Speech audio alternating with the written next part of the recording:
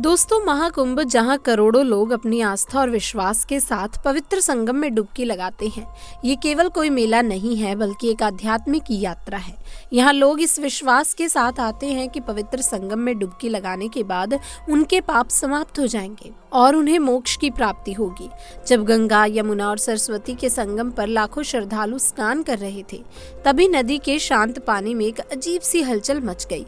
इसके बाद पानी की लहरें अचानक बहुत तेज हो गई और लहरों के बीच से निकला एक विशाल सांप। ये सांप इतना बड़ा था कि जिसने भी इसे देखा उसकी सांसें थम गई। यहाँ मौजूद श्रद्धालुओं ने कभी भी अपनी जिंदगी में इतना बड़ा सांप नहीं देखा था। सांप का पूरा शरीर चमचमाता हुआ था और उसकी आकृति अन्य सांपों से कुछ अलग थी। ये दृश्य देख सभी लोग स्तब्ध रह गए और सोचने लगे कि क्या ये कोई प्राकृतिक घटना है या फिर भगवान का करिश्मा। इस चमत्कारी घटना ने महाकुंभ के अध्याय में एक ऐसा चैप्टर जोड़ा जिसे वहां मौजूद कोई भी शख्स कभी भूल नहीं पाएगा। ये तो हम सभी जानते हैं कि जब से महाकुंभ शुरू हुआ है, प्रयागराज में करोड़ों श्रद्धालु मौजूद हैं।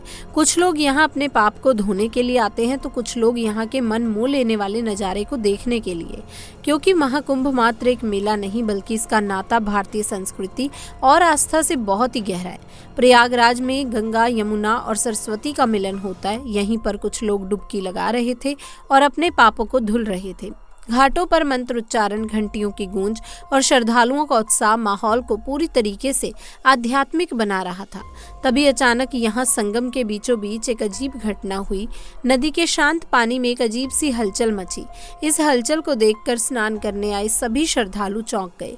श्रद्धालुओं ने देखा कि पानी के बीचों बीच से एक बहुत बड़ा सांप धीरे धीरे पानी से बाहर आ रहा है। उस सांप की लंबाई तकरीबन 30 फीट थी। यहाँ मौजूद सभी श्रद्धालुओं ने ऐसा सांप पहली बार देखा था। सांप के शरीर पर एक अजीबोगरीब चमक सी मौजूद थी, जो सूरज की रोशनी में और भी ज्यादा चमक रही थी। लेकिन सबसे हैरान कर देने वाली बात तो ये थी कि सांप के शरीर पे कई सारी धाराएं थी, जिसे देखकर ऐसा लग रहा था कि ये धाराएं गंगा, यमुना और सरस्वती की धाराएं हैं। ये दृश्य इतना अजीब था कि जिसने भी इस नज़ारे को अपनी आंखों से देखा वो वहीं पर थम गया। लोग एक दूसरे से बात करने लगे। कुछ लोग कहने लगे कि ये शेषनाग है, भगवान विष्णु का वाहन, तो कोई इसे चमत्कार कहने लगा। तभी कुछ श्रद्धालु हाथ जोड़कर प्रार्थना करने लगे तो कुछ श्रद्धालुओं ने इसे अपने फोन में रिकॉर्ड करने की कोशिश की।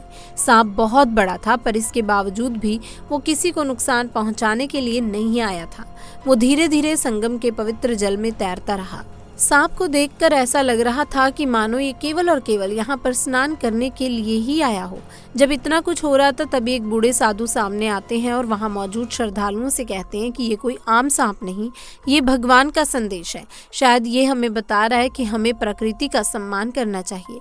भीड़ इस अद्भुत दृश्य को देखकर मंत्रमुग्ध हो गई। सांप कुछ देर तक संगम के पानी में स्नान करता रहा और फिर धीरे धीरे पानी के अंदर चला गया। इस घटना ने पूरे महाकुंभ को एक नई दिशा दी।